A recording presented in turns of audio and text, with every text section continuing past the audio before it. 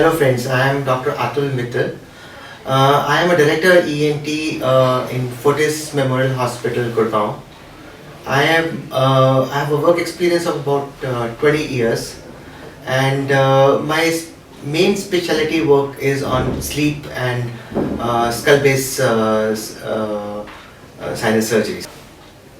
We have a multidisciplinary ENT approach, and I have a build up a department where every team member is expert in one different specialty, and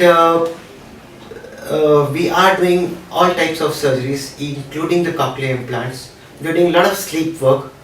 We are doing helping our neurosurgeons with endoscopic pituitary tumors and any skull based surgeries. Brain surgeries we are doing along with the neurosurgical team. We have planning to launch a sleep program which will be linked with all the specialities, and we want to cover it up as a comprehensive sleep package here. We want to promote the sleep here from a preventive healthcare rather than as a secondary healthcare here. A lot of patients come with an ear problem. Primary problem is like a ear discharge. Depending upon the age of the patient, it can be a child.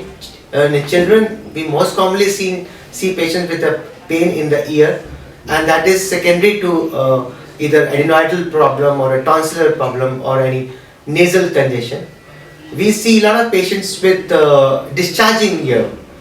Discharging ear is a disorder where you can have a disease in the drum or an eardrum, which can, or it can be a bone erosion. So these patients are very common, leads to a deafness, decreased hearing, and lately many other complications. It can even go to intracranial complications.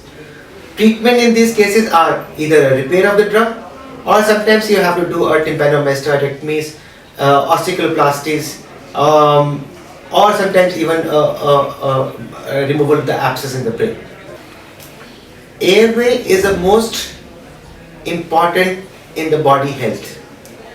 If there is a problem in the airway, it can lead to asthmatic problems, it can lead to decrease in oxygenation, it can even lead to tiredness and letharginess. In nasal problems, patients are unable to breathe from the nose. They are usually a mouth breathers. They will present with a dryness of mouth. Sometimes they have a post-nasal drip. Sometimes they have a headache early in the morning. Their sleep is disturbed, uncomfortable, not fresh, leads to a daytime tiredness and letharginess.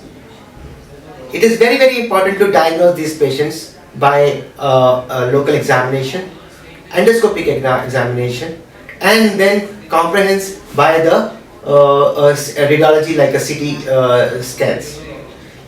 If you find a deviated nasal septum, then deviated nasal septum is, if the patient is symptomatic, should be corrected. And it's a very small surgery we are doing. It takes around 20-25 minutes, but it can lead to a very good airway and their breathing improves. Second problem is a sinus disease.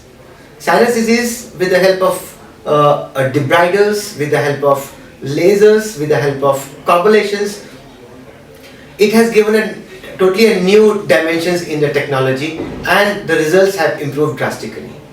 Depending upon the involvement of sinuses, either is an ethmoidal sinuses, maxillary sinuses, we can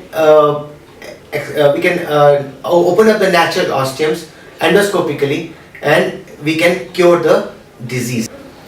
What I have seen is, especially in my specialty, ear, nose, throat, lot of self-medication is being done. Lot of prescriptions are being repeated. The medicines are all common, but the problem is, most important thing is, you have to have a right diagnosis. If the antibiotic is not required, why it should be given? If anti-allergics are not required, why it should be given? But because these products have become over-the-counter drugs, people take them irrespective of whatever, and there is a complete misuse of antibiotics.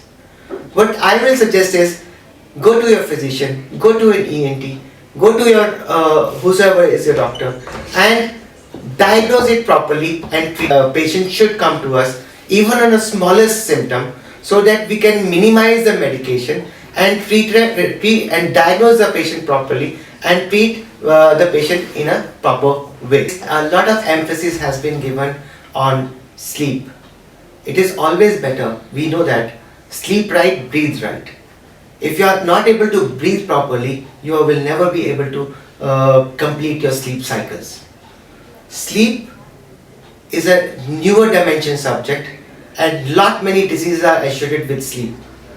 Snoring not only is a social embarrassment, but also it causes lot of multi organ diseases. Sleep disorders or breathing disorders go hand in hand. If there is a less of oxygenation in the body, the patient will have sleep problem. They will lead to obesities. So it's a vicious cycle which goes on. It is very important, if a person is having a sleep disorders, it should be diagnosed by a polysomnography, know the site of obstruction, treat the obstruction properly.